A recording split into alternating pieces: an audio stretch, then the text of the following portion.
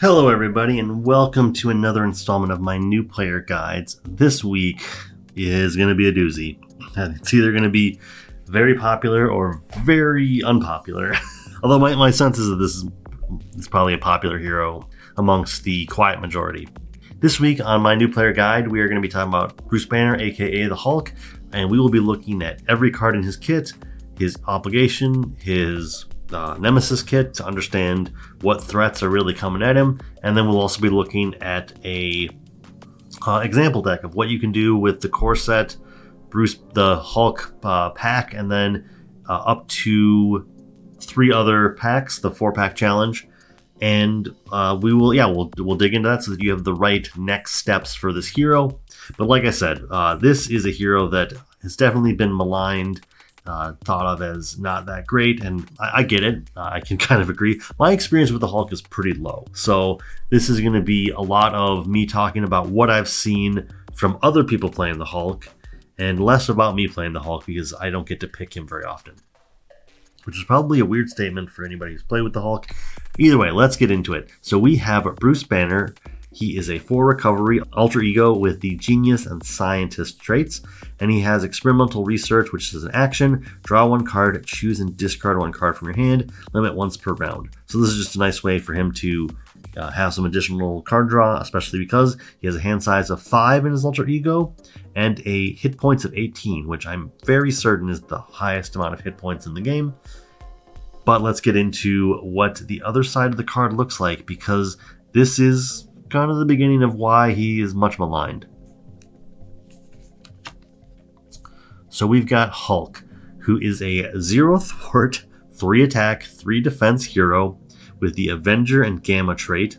I'd love to see some support for the Gamma trait. And he has the Enraged Interrupt. When your turn ends, discard your hand. He has a hand size of 4 and once again hit points of 18. So right on the surface, Bruce Banner is an okay alter ego. You get to draw an additional card, but in reality that's only making up for the fact that you start out with a lower hand size. Hulk, on the other hand, has 0 thwart, so you can obviously play him in Justice and give him a boost to his thwart, but for the most part he's just not going to do anything there. He's going to be much more helpful in the, right off the bat, much more helpful in the aggression aspect, and I could even see protection being something. Like, he's got such a high amount of hit points that being able to mitigate or being able to prevent any amount of that damage is just going to mean that he's just whiling out for longer. But in Justice, he's going to need a lot of help. And in Leadership, I can see a really good case for Leadership Hulk. I don't know that I've ever seen a deck like that in play.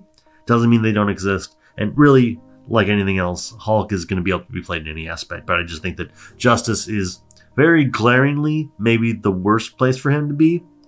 Except for the fact that I guess yellow cards that allow those cards help him thwart, but he's not really going to be able to do a lot of help in that aspect. And he loses his hand every turn, so you don't get to keep anything if you're sitting. I mean, first of all, you don't really get to do much of anything because you probably only get to play 1 event from your hand per turn or 1 card from your hand every turn, but you're not going to get to keep anything. So it does add to this. It's very thematic, but I think it's very hard to necessarily know what to do sometimes. Regardless, I do think that if we do see a redo of the Hulk, that'd be interesting. I'm also okay with the Hulk just being very aggression focused, and that's just what he is. But let's get into his kit, because there's not too much more to say about his actual hero card. And real quick, before we get into the hero kit, if you are really enjoying the card discussion, go check out the Winning Hand podcast. If you find yourself enjoying the Nemesis kit discussion, go over to Critical Encounters, where they talk about every encounter set chronologically. They are currently, as of recording, they are currently in the middle of the Age of Apocalypse box. And then if you're just looking for some gameplay, go check out Ray Plays Games or Solo Marvel Champion. Additionally, we've got creators like the Daring Lime or Charred Gambit, who I've also enjoyed their content in the past, so go check them out. So right off the bat, I'm going to talk about the 2 copies of Limitless Strength, which is a resource that can only be played in hero form, which makes sense. Don't know that we've ever seen that stipulation anywhere else, that it can only be hero form, but it generates 3 strength resources. So this is the way that he's going to be able to overcome the fact that he has such small hand sizes. You do have the capacity to actually pay for bigger things with this in play. Or once you're in hero form, you can play this. You can do that. That is important, not only because he has a kit that really cares about using strength resources. He's kind of the precursor to the requirement kind of keyword that came out in Sinister Motives. This is what's going to allow you to really hit the strength resources requirement on a regular basis, because if I remember correctly, it's you have to do that only spending strength resources, so you can't mix it up at all. This is what's going to be able to make that happen for you, and it's a much needed resource that makes Hulk a capable character. Then we've got 2 copies of Crushing Blow, a 1-cost event. You can only spend a strength resource to pay for this card. Hero action attack. Deal damage to an enemy equal to your attack. So this is a 1 for 3 at a base. You know, obviously that can go up or down. I can't really think of too many ways that your attack is going to go down, but those effects probably exist, probably just in like a villain attachment that attaches to you, removes 1 of your attack. That does seem really punishing, having designed a custom set where I mess around with the base powers. If there's the chance that something could be brought down to 0, it is a very punishing card, so you almost had to have it auto set to 1, but that's besides the point. Here, this is a 1 for 3. You have to use a strength resource, which is not too difficult because looking at his kit, everything except for 1 of his cards naturally comes with the strength resource, so at least in terms of his kit, you can pretty easily hit this. So your hand is going to have 1 of these cards in it. Next up, we've got 3 copies. We've got 2 copies of Hulk Smash, a 3-cost event, superpower, hero interrupt. When you make a basic attack, you get plus 10 attack for that attack. If you paid for this card using only strength resources, this attack gains overkill. So this is an awesome card. This is a villain stage ender. You can just, for the most part, attacking for a baseline of 13 overkill is going to take out whatever minion is in your way, whatever guard minion is in your way, and probably end the stage of the villain. This is maybe I don't want to say the most important card, because Limitless Strength might be one of the most important cards in the kit. This might be the one way that like you can legitimize the Hulk, because he can just play an extremely rush situation. You mulligan hard for Limitless Strength in this, and on the first turn, you deal 13, and then you just hope that before the villain gets out of hand, you draw into another copy so that you can deliver the payload and maybe end the entire game in 2 or 3 rounds.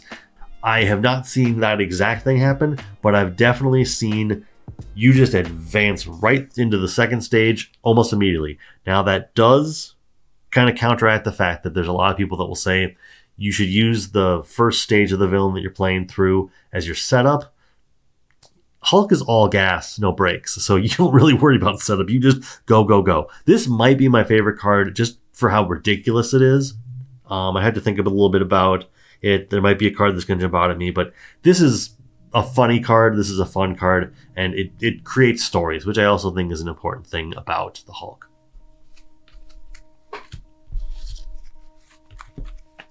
Then we've got 2 copies of Sub-Orbital Leap, a 3-cost event, superpower thwart.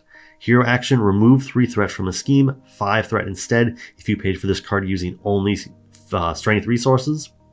And actually, the superpower part of this and Hulk Smash reminds me, while something like Death Focus might be appealing because you can reduce the cost of these things with somebody who has a very small hand size, I might be wrong. Let me just see here.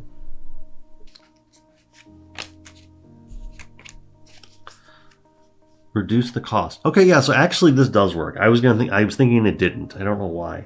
Maybe I was thinking of, we're just gonna look at every single thing. So helicarrier reduces the cost. Okay, so this is fine because you're only worrying about using only strength resource or physical resources. So actually, okay, I take that back. I apologize. Playing with depth focus is completely kosher. I for some reason had it in my head that it wasn't actually as helpful as it looks like it is, but unless I'm completely off the base, I don't see how I could be in this instance. So unless I'm completely off base, which I don't see in this instance, depth focus, helicarrier are helpful. Quinn carrier is still a card that I would recommend just having if you can. If you have those packs that have it in it, go for it. But either way, this is helpful. 3 for 3 is not great. Obviously, Hulk is just as a character. If he was good at thwarting, I think that would ring untrue. This is nice. 3 for 5 is reasonable. I think you want to commit to that if you're playing Hulk, but this is not the card that I think of when I think of Hulk. It might be a fine card, but it might be a fine card in a vacuum. For actual Hulk, this is fine. When you're talking about what other heroes do, what other aspect cards do, this is a pretty weak card. I think it's kind of apparent on the surface, but still, if you can remove 5, that's a good enough number that yes, that's your entire turn with Hulk, but at least you're doing something. And I think that's what's important, is that Hulk can't thwart naturally, so any amount of threat that he can remove for the table is still going to be helpful and worthwhile and something to consider. I think we do have a couple more. Okay. I can never remember how many doubles he has. Okay, so we've got 2 copies of Thunderclap, a 3-cost event. Oh, I don't know that I really took in just how much things cost 3 in his kit. A lot of things cost 3, really restricting you down to only those cards. But Thunderclap, 3-cost event, superpower. Hero action, choose up to 3 different enemies, deal 3 damage to each of them. What I like about this is not an attack. So when you've got the guard minions, when you have guard minions out, or there's the new scientist from the Agents of S.H.I.E.L.D. box that, like an aim scientist, so it cannot be attacked while you're engaged with another minion, this gets around that. That's super nice. Being able to, it doesn't have to be. Other cards like this would say, choose a player, deal 3 damage to the villain, and each minion engage with that player. In this, it could be, I'm going to hit the villain, I'm going to hit my friend's stuff, I'm going to hit my thing, what have you. Obviously, the power level of this goes down a little bit because if you don't have 3 enemies in play, this is 3 for 3, this is 3 for 6, and you want to be getting that 3 for 9 if you can. Still, valuable card. I think the most valuable part about it is it does not say attack. So if you find yourself stunned, that doesn't matter. If you find yourself with a guard minion, that doesn't matter. You can get around that, and that is helpful. And yeah, just overall, maybe not the best card, but it has utilizations in places that other cards kind of would fail you. Like, it's the same reason why I really like Lightning Strike for Thor, is that gets around it because it's not an attack. It's just a hero action. Then we've got 2 copies of Unstoppable Force, a 2-cost event hero action, Ready Hulk. If you paid for this card using only strength resources, draw 1 card. So in other places, you'd like to see this cost 1. Hulk is a formidable hero, so being able to ready him up and deal 3 more damage is nice. At that point, you're kind of doing a weird trade-off. I don't know that 3 effective cards just to ready up Hulk for 3 damage is necessarily worth it, because Thor can do that for a 1-cost event that readies him up. But at the same time, I think that you get your hands on the Spider, the SPDR pack, and then Hulk just goes up in value. But either way, this is an okay card. I think being able to buy back the 1 card is nice. You're going to probably be able to hit that pretty regularly. So in reality, this costs 2, but kind of only costs 1 because you're getting some card draw, which is nice. Either way, not the most standout card, but definitely something to keep in mind. Once again, not the card I think of Hulk when I'm playing Hulk. Then we've got 1 copy of Boundless Rage, a 1-cost event, condition Gamma, hero form only. Here, I'm sorry, 4-letter word starting with H. Hulk gets +1 attack, forced response. After you change form, discard this card. His obligation, I think, forces you to... Oh, okay, actually. Well, okay, his I got obligation, which we will get to, does force you to change forms. Does not force you to go to Bruce Banner. It literally forces you from whatever form you're in into the other. That is the one card that I feel like is going to really screw things up for you here, but obviously it's nice to have 4 attack, and if you need to flip down, you need to flip down. There's obviously reasons why you'd want to do that, but this is really nice. If you can get this into back-to-back turns, just being able to attack for 4 is still good if attacking for 14 or attacking for 8 because you had Unstoppable Force. All good. I appreciate that this only costs 1. If this cost, I would be okay. I mean, obviously everybody would be okay for them to cost less. This is the kind of card that I would say, especially with his small hand size, if this costs 0, I think that would actually be fair. I don't think that would be too broken. That would allow you to play this and still maybe get off something that costs 2. That's not the world we live in, obviously, but if this costs 0, I think it would be nice just because he has a smaller hand size. You're not going to be able to keep anything, and this can kind of become the only thing you do in a turn unless you have another thing that only costs 1. All besides the point. This is a fair enough card, and I have seen it get use out of. I've seen people get use out of this card. Banner's Laboratory, the only card in his kit that has a genius resource on it. It's a 2-cost support. Location, Bruce Banner gets +2 recovery, and alter ego action, exhaust Banner's Laboratory, generate a mental resource. This is okay. This is nice. For the most part, the people I play with Hulk don't prioritize going to alter ego anyway, so this doesn't do a whole bunch. But you know what? Being able to have the slightly larger hand size, the card selection on Bruce Banner's side, plus a resource generator is nice. The extra recovery is also fine. He's got so much health to go up to. Being able to say, hey, I'm going to jump all the way back up to 12 because he recovers from 4, right? Yeah. So if you're at 6, you can go back up to 12. That's nice. Like many alter ego action things, I don't prioritize them as much, and this is a fine enough card. And the last card in his kit is Immovable Object, a 3-cost upgrade. Condition, you get +4 hit points. You go up to 22, and Hulk gains Retaliate 1. I don't think that I give this card enough credit. The extra health is amazing. Retaliate 1 is really, really nice because Retaliate 1 really feels like something that the villains have, not the heroes, and any hero that gets it just feels better for that. This is the card that really makes me want to try to do a perfect protection kind of deck, bump up his stats, and take advantage of taking no damage, take advantage of just defending. So this is the kind of card that really makes the, the electrostatic armor, the flow like water, the starts with a D, I can't remember what it's called, but basically gives you +3 defense, I believe, and if you take no damage, then you ready your hero. Similarly, there's cards like that, similar to that if you take no damage, you remove 2 threats from the main scheme. All good, all great.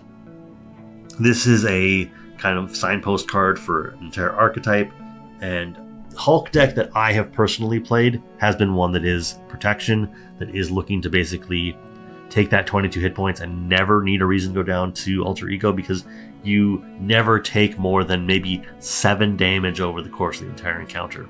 But let's now move on to the example deck, and then we will be right back with the Obligation and Nemesis kit. All right, and here we are talking about a example deck for the Hulk, and I will readily admit I tried very hard to try to find something that was created by somebody else because I don't want to be just putting my own self in the spotlight, want to try to focus on other people in the community. But really, when it came down to what this deck could be, even as I was talking about the individual cards, there was already a deck forming in my head, and I just couldn't find something that matched the, I would say, 2 or 3 pillars of what I was looking to try to build upon. And so I had to sit down and really kind of focus on doing it myself. And this is a deck that I'm calling 4 packs is all Hulk can hold as part of the 4-pack challenge. So for this, you were going to need obviously the core set, but Hulk, Wasp, Galaxy's Most Wanted, and Spider. And I knew instantly that Spider was going to be a part of this because that deck comes with a lot of high hit point required cards. So as an example, just Unshakable here, you need to have at least 14 hit points to play this. And the other one was, where is it? There's so many Limitless in the game now. Limitless Stamina, which is just another card that you need 14 more hit points. Like, I knew that the Spider Pack was what really brought the Hulk alive and kind of gave him like a second life in the game. And so let's just go through everything real quick. We'll talk about the card choices, and obviously you can see the write-up right here that sort of gives you a better idea of what we're looking to do. I do not like the fact that this was supposed to be return, so that they were kind of their own separate things, but they just put it all into one block, and that's irritating. But let's talk about the allies real quick. You know him, you love him, Nick Fury. Just a basic ally. This one is obviously very ally light, just because of what I wanted to do was so focused on making the Hulk the all-star here. But Nick Fury, 4-cost ally with 2 and 2, 3 hit points. And when he enters play, you either remove 2 threat from a scheme, draw 3 cards, or deal 4 damage to an enemy. And at the end of the round, if Nick Fury is still in play, discard him. So you're going to get to do something fun and exciting. And I even think that it's possible that if I could have opened it up to another pack, the Galaxy's Most Wanted was the last thing I added, but I think that it added enough that I just couldn't overlook it. But I have to wonder if Nick Fury Sr. would also be a good option here. But either way, you know him, you love him, and he's just going to come in, play, do something for you, probably defend for you to just soak up the damage, and then he's going to be on his way. Then we've got Spider-Man, Miles Morales. He is a 3-cost ally with 1 thwart, 2 attack. It always throws me off because this is different. 3 health, and as a response, after you play Spider-Man from your hand, choose thwart or attack. Spider-Man gets +2 in the chosen power until the end of the turn. He was included because he's basic and because he's from the Wasp pack. He was like the 37th card in the deck, but I want him in play, or I wanted to include him, one, because he hit the right cost amount, and I think the fact that he can come into play and thwart for 3 that turn is going to be a nice emergency button. Unfortunately, Hulk does play in a way where you don't really get to hold on to your emergency buttons. You just have to hope that you draw into them. And that's also why someone like Nick Fury and Spider-Man, Miles Morales, was sort of... it's difficult because both of these are kind of like one-turn wonders, and you don't really get to get a whole lot out of that. So those two might be the points in the deck where if I could go back through the card pool, maybe there'd be different allies I'd pick.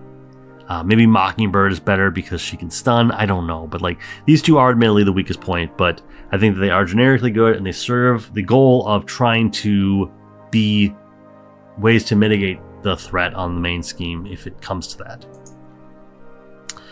Then we've got 3 copies of Dropkick, card right out of Hulk's deck.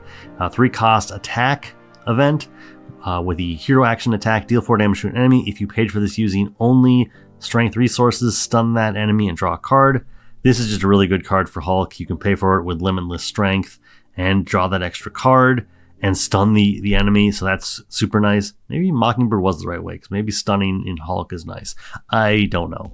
But yeah, this is just a generically good Hulk card. It fits very much what he's trying to do, and for the most part, I never feel bad playing this. I played in a lot of aggression decks, and here, with what we're trying to do, because we are trying to focus a little bit in on overkill.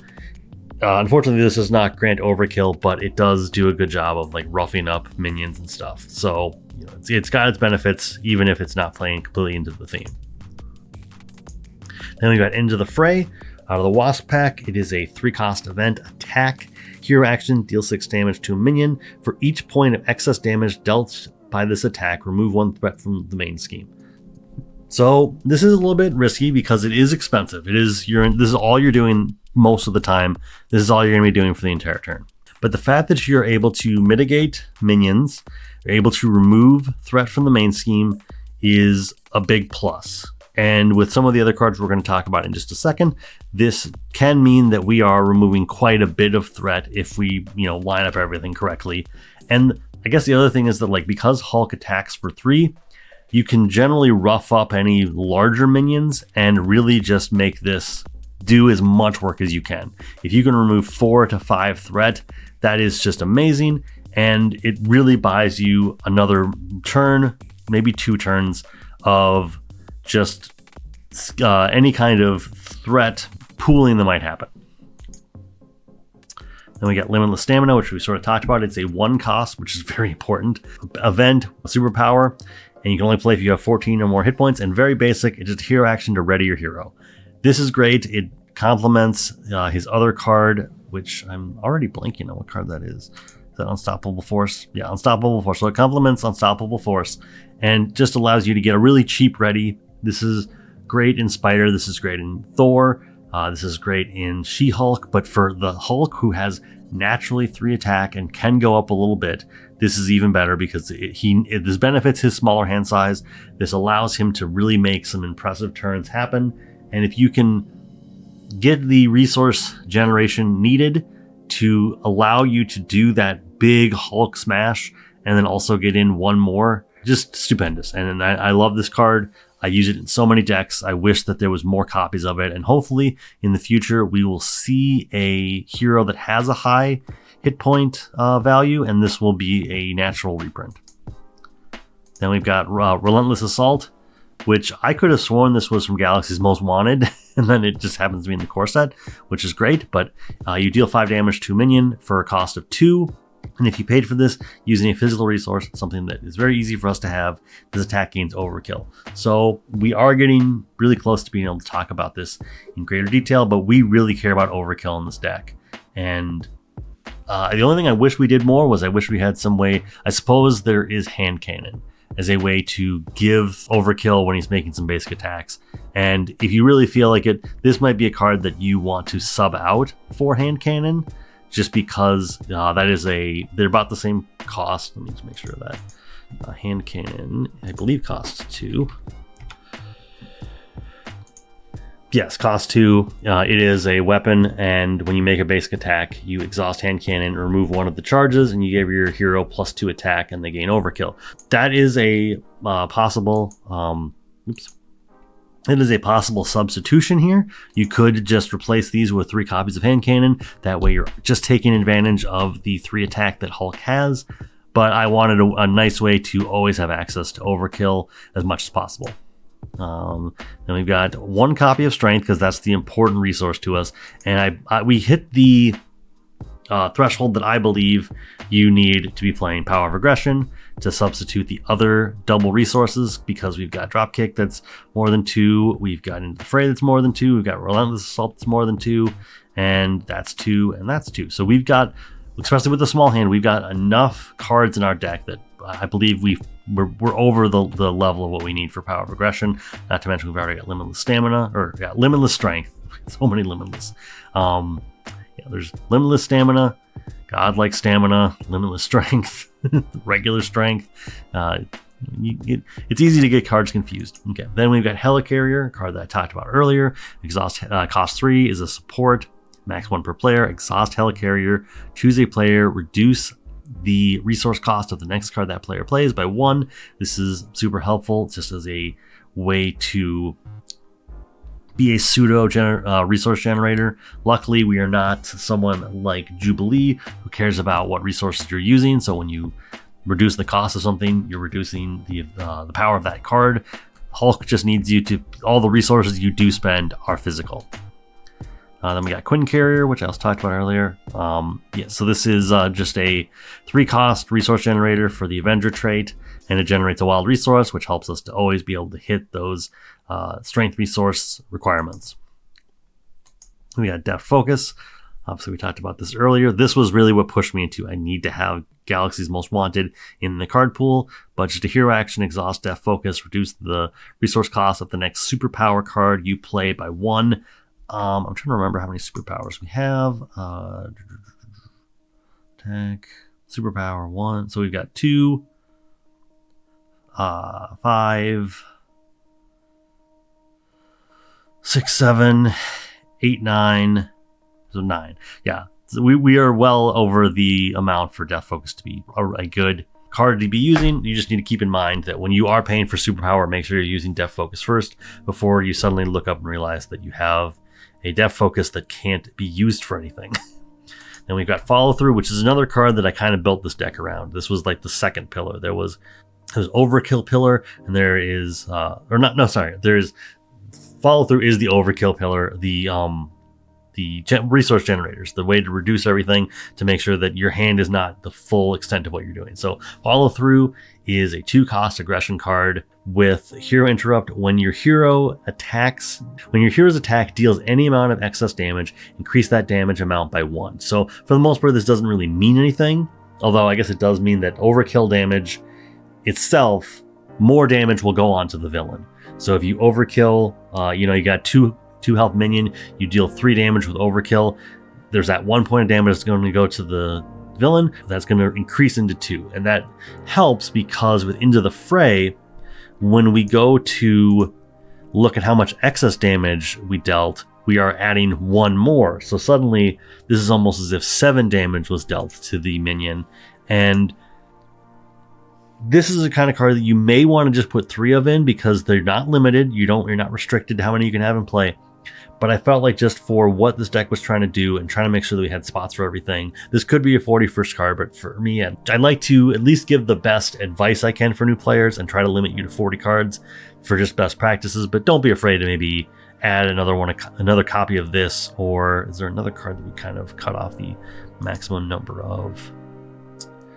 No, not there. Okay, yeah, so this is the one card that you may want to just bump up to 41. Just have this so that you know that this is always going to be in play. You're going to hit it. Hopefully you will be able to play it sometime during your first pass of the deck. Then we've got 2 copies of Martial Prowess, and this is simply so that you make sure that you have it, because you can only have 1 in play, and you can't play it under another player's control. But if you're playing solo, you just want to make sure that you get this into play, and the other one just becomes a resource, but it generates a physical resource for an attack event, which is exactly what we're most concerned about. This is a great card for Hulk. It came with this deck. It's in the right place at the right time, and you will win more games with cards like this in play, which is why having Helicarrier, Quinn Carrier, and Martial Prowess was so important, and Depth Focus was so important to me. 5 cards in the deck that are all there to help you get your cards out. And then last card is Unshakable, which is a 1-cost upgrade, and you can only play it if you have 14 or more hit points. Your identity has Steady, so that means that it's going to take 2 status cards of the same type to be stunned or confused. This just helps so that Hulk basically can't be slowed down. I mean, he's in the art. It's telling you that you want to be playing him. And this is another one of those cards that hopefully we see another hero that breaks the 14 hit point threshold, and we can see a reprint, because it is a card that I think you want to have in as many decks as you can if the option is there. But that is the deck. Hopefully it is something that is informative. Hopefully this is it's kind of right on rails, but hopefully this is the kind of deck that you can just try out as a new player and have a lot of fun with. But let's go talk about the Obligation and the Nemesis kit. All right, and we are back talking about the Obligation, and we'll get onto the Nemesis kit, but the Obligation is Inner Demons. Give to the Bruce Banner player, change form, flip your identity. So whatever identity you are in, or whatever form you're in, you change to the other one, regardless. If you are Bruce Banner, discard 2 cards from your hand. That's a big ouch, because you had 4 and now you have 2. Discard this Obligation. If you are Hulk, exhaust your hero, discard this Obligation. So this is just never going away. This is brutal because it does not give you a choice. You just go to whatever form you are not in. So whatever plans you had have been undone. And like I said, you're either exhausted, so you can't attack for 3, or you've gone from 4 cards down to 2, and you've just got to make that happen. Luckily, in Alter Ego, you have the ability to discard a card to draw another card, and you might have Banner's Lab in play, so you didn't necessarily go completely down in all card advantage, but this is an Obligation that just makes it so that your next turn is just going to be super rough. And I like it about that. I like when an Obligation is a speed bump. It doesn't debilitate you. It doesn't completely ruin your game, but it makes it so that like that turn you thought you were going to have, you're not going to have it. And so I can respect that. Now let's get into the Nemesis, which is Abomination and the side scheme Total Destruction. Abomination is a 2-scheme, 3-attack, 6 health minion with the Elite and Gamma traits, and the forced response of after Abomination attacks you, discard the top card of your deck. If a Strength resource was discarded this way, take 2 damage. That's very likely in a Hulk deck. I'm not too worried about him. Obviously, he schemes better than I thwart. That's relevant, and he attacks just as well as I attack. And I might be taking some additional damage. Hulk has a lot of health, so I'm not too worried. And dealing 6 damage to him does not seem too hard, especially if you can get that plus 10 boost and just overkill right through him. But let's look at the side scheme, which is, like I said, Total Destruction. A side scheme threat cannot be removed from this scheme while Abomination is in play. It has the crisis icon. You're getting an additional encounter card. And it has 2 threat per player. This one, I think, is a little bit more difficult only because 2 threat per player, when Hulk doesn't have the way to remove threat, is relevant. You then need to have an ally. You need to have your thwart thing. Total Destruction, granted, you're going to need to get rid of the Abomination first, but then you need to have a plan for Total Destruction, which can be difficult because you naturally have basically no way to do anything about this side scheme. Then we've got the last cards today will be 3 copies of Clash of the Titans. So it is a treachery with 1 revealed. The enemy with the highest attack attacks the hero or ally with the highest attack. First player decides ties. If no attack was made this way, this card gains surge. So let's take this again. The hero with the highest attack attacks the hero or ally with the highest attack. The first player decides ties. Okay, so this is cross the table. Whoever has the most attack, the enemy with the highest attack, which could be the villain, it could be a minion in play. I feel like the unless you have Abomination in play, the villain is probably going to be the one who's going to be attacking. It's hard because I feel like in some cases the villain doesn't have much of an attack at all. I mean, they might have 1 attack and there's a 2-attack minion in play. But the fact that they attack the hero or ally with the highest attack definitely means that this is going to get you in a multiplayer game in situations that you just weren't expecting. And I find that to be interesting. I understand how that can be very stressful though. But this is a cool card. I think that just in general, it has 3 boost icons on it. So you are kind of on the back foot no matter how you hit this card. It's either going to deal a lot of damage to you as a boost, I guess also scheme a lot for you, or it's just going to throw a big minion or the villain at somebody, and that is relevant. But that is it for today. That was the Hulk. I overall think that he is definitely a candidate for when we get into the new environments and he is retired and we see a new version of the Hulk. I can see that very much being a possibility. I am of the opinion where I would rather see us maybe explore someone like Doc Samson. I have a video about that, but either way, I think he is a fun hero. I understand why he is a fan favorite. I understand why he is a challenge, and then why in multiplayer he can be an all-star. He is your damage dealer. I can only imagine what a Hulk Deadpool game must be like. But either way, until next time, I thank you for your time and have a great day, and I will see you next week when I believe we will be talking about Miss Marvel.